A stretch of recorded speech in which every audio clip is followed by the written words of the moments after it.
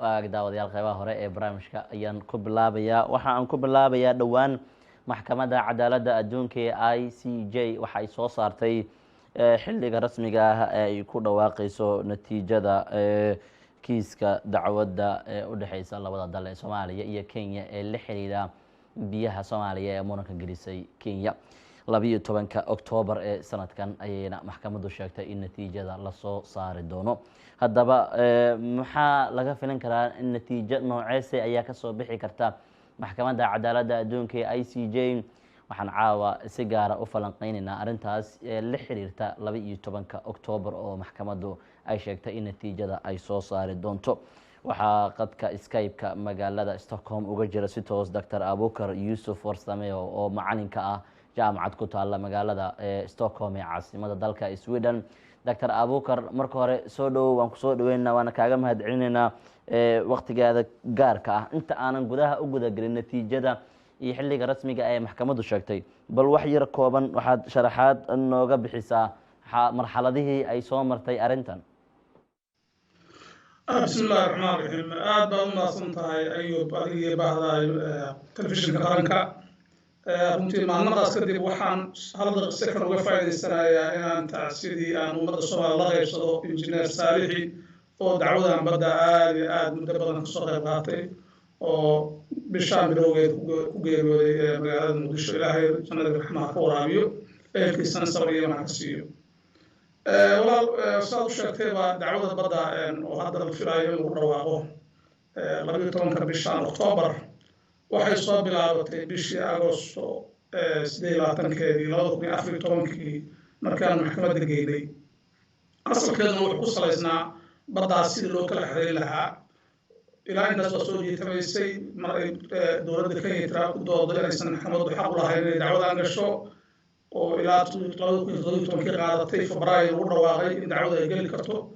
kabacdina waa tii dhowr jeer dib u dhacday, mar walbana ay kala wajiidaysay dowladda Kenya. markii u dambeysay bishii Maars 15 sanadkan waa tii dacwada loo fariistay, taasoo dowladda Kenya aysan ka qayb gelin dhageysigii maxkamadda ama dacwad soo jeedintii. hadda waana sidaan qiyaasay in 6 bilood inay qaadato in dacwadan aan kala lagu gaaro. dacwada asalkeeduna waxa waaye baddaas xariiqaas sidee loo kala xadeeyey annaga iyo Kenya, ma wuxuu noqonayaa mid sida Kenya ku dacwoonayso la barbar socda xariiqa dhulbaraha, mise sida anagu aan rabno xaqa ah mid dhulka ka bilowda oo dhinacaasi koonfur bari aada. waa intaas ruuxa la isku hayo. maxkamaddana waxaan filaynaa insha allah inay go-aankaas ay soo saari doonto 12 bisha Jaaleen. Dr. Abukar, hadda maadaama maxkamaddu fadhiyadii ugu dambeeyay lasoo abdiray kalayna la sugayo natiijada, maxkamadduna ay sheegtay in 12 Oktoobar ay natiijada soo saari karto, kan aqoon-yahan ahaan maxaa laga filan karaa inuu noqdo go-aanka maxkamadda ICJ? walaalow horta 3 nooc uu noqon karaa go-aankaas. mid anagu sidaanu dacwadaan u rabnay u dhaca oo ilaahay aan ka rajeynayo inuu saas noqdo. mid ilaahay anaga hay sida Kenya wuxuu rabto ay u dhaco,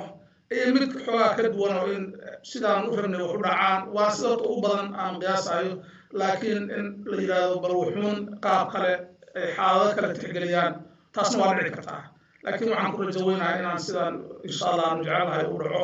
oo ah in xariiqa loo cabiro dhinacaas dhulka ka bilaabanaya oo ku dhamaanaya ilaa maxaan ku radaa koonfur bari u socda. marka waa meesha aan isleeyahay farsamo ahaan wax soo geli karaan, laakiin sidaasaan jeclaa insha Allah inuu nala xukumi doono. looga sii hordhici karin natiijada maxkamadduna la sugayo. Dr. Abukar, muxuu noqon karaa falcelinta labada wadan si gaara ee Kenya haddii arrintan ay Soomaaliya dib u soo ceshato biyaheeda? walaalow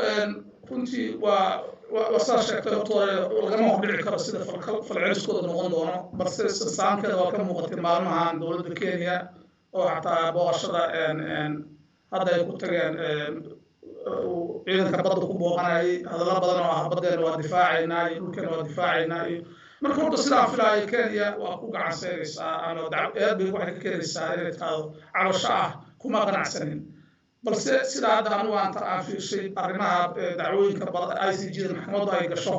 badanaaba way yar tahay in ay dowladdu ay tiraahdo maba haba yaraatee waxaan ku qanacsan aan fulinayna ma laha siba waxaa taas kasii hadda sii xoojinayo oo dhinacna laga yaabo inay dee ku-talagal ma garanayo inay ahayd sanad bishaan October dowladda Kenya waxay la wareegaysaa madaxtinimada Security Council-ka jamciyadda qurumaha ka dhexaysa Security Council-ka ayay la wareegaysaa bishaan October taas marka inay xakameyn doonto inay wax caqalada oo international maxkamadda iyadoo markaas madax u tahay oo ka tirsan tahay inay go-aan ay soo gaarto ICJ inay tiraahdo international court-gii ay tiraahdo waxba kuma qanacsanaan totally maba aqoonsanay wax dhici doona maaha marka inay dhacdo inay ka cagajiido compliance ila marka hore waxna waa defiance inaad wixii diidid marna waa inaad ka cagajiidid in wixii aad fulisid sida haddaan tusaale ku siiyo wadamo badan oo sida Nigeria iyo Cameroon markii dacwada la kala gooyey Nigeria waa diiday laakiin culaysyo badan baa saaran internationalka sidoo kale maxaan ku hadlay Nicaragua, Colombia, Libya iyo Chad wadamo badan marka diidmada qayaxan intaysan bixinin waxaa badanaa ay sameeyaan inay cabasho iyo inay ka cagajiidaan in go-aankii la fuliyo ay meesha timaado marka afar arrimood baa arrimahaas sida ay arrinkaas u hirgalo suurtagal ka dhigi kara waa mid haddii ay timaado external political influence waxa la yidhaahdo oo quwadaha waaweyn adduunyada ay culays saaraan waddanka laga xukumay dacwada inuu u hoggaansamo way dhacdaa in waddanku ogolaado waana tii lagu sameeyey Libya markii Jad loo xukumay inay ka cagajiiday wadamada Faransiiska iyo Ingiriiska iyo Mareykanka ayaa pressure badan saaray taas rajo badan way yeelan kartaa in culays lagu saaro taasoo ku xiran saaxiibada iyo anagu hadba xiriirkaan adduunyada la samaysano iyo dowladdeenu maxaan ku rahdaa dadaalka ay samayso ta labaad waxa waaye in maxaan ku rahdaa la helo xal waddankii ay u arkaan waxaa sii jiitadiisa iyo diidmadan embarrassment ay ku noqoto waddankan Kenya way ku khasbanaato markaa bal inay wuxuun ogolaato laakiin sidaa sheegaya dacwadu muddo socoto waxaa dhici karta oo kale maxaan ku rahdaa in ay internal political influence waddanka gudihiisa baan badanaa u ogolaanay inay hore ka ogolaato dacwadan marka sidaan mar walba dareensanahay way kala ujeedi doontaa saan jecelahay amasaan u daraynayo waa gartay Dr. Abuukar maadaama dhowr jeer dib u dhac uu ku yimid kiiska oo dhowr jeer ay maxkamaddu dib u dhigtay hadda maadaama ay maxkamaddu ku dhawaaqday in kama dambaysta natiijada 12 Oktoobar ay soo saari doonto ma laga yaabaa in maxkamaddu ay dib uga noqon karto ama ay dib u sii dhigi karto sida marar kala dhacdayba maya walaalo markaan way ku dhawaaqaysaa xataa xiriir aan la sameeyey looyaradana mid ka mid a wuxuu ii sheegay in maalintaas isagaa ii sheegay in life lagu soo deynayo dacwada marka dib u dhac waxun de force majore wax amar ilaahay u yimaada ma sheegin ama wax cusub oo soo baxo oo la dhihi karo xog cusub oo soo korortay oo wax dhici kara laakiin ma quu darreynaya inay taasi dhacayso waxaan rajeynayaa 12 Oktoobar oo welibana ku aadan maalintii calankeena xuska calankeena waan ilaahay rajeynayo in maxaan ku rahdaa sharaftaas iyo qiimaha calankan u hayno go-aan fiican oo naqanciyo ummadda Soomaaliyeed ka soo bixi doono Dr. Abuukar ugu dambeyn adoo fursadan ka faa'iideysanaya maxay tahay doorka bulshada Soomaaliyeed looga baahan yahay maadaama hadda arrintu ay taagan tahay qadiyada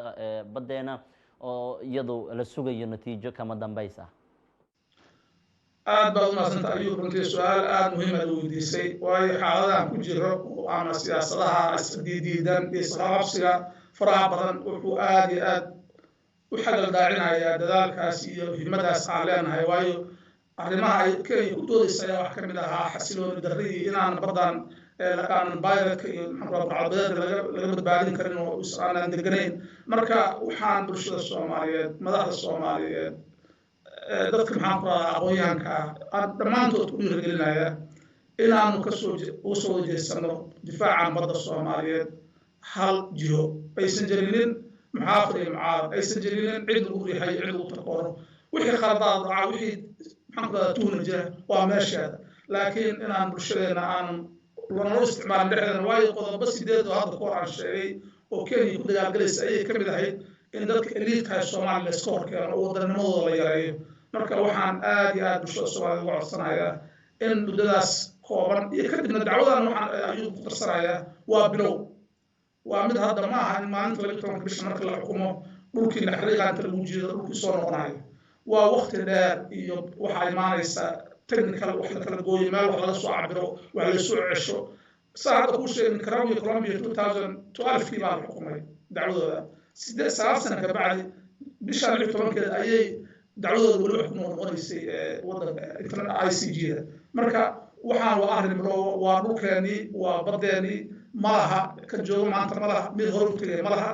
kuwa soo socda generation baa iskale marka waxaan bulshada Soomaaliyeed aan aad iyo aad ugu dhiirigelinayaa inaan saaro culayskeena iyo dadaalkeena sidii baddaas aan ku difaacan lahayn oo qalbisanaan aan ku difaacan lahayn ilaahay aan tawakkal saaro lahayn aad ayaad u mahadsan tahay waxa uu ahaa Dr. Abuukar Yuusuf Warsame oo macalinka ah jaamacad ku taala magaalada Stockholm ee caasimadda dalka Sweden si toos ah qadka Skype kugu jiray waxaana si gaara aan u wada inoo falanqeynayay natiijada la filin karo inay soo saarto maxkamadda cadaaladda adduunka ICJ taasoo 12 bisha October loo balansan yahay in maxkamaddu ay soo saarto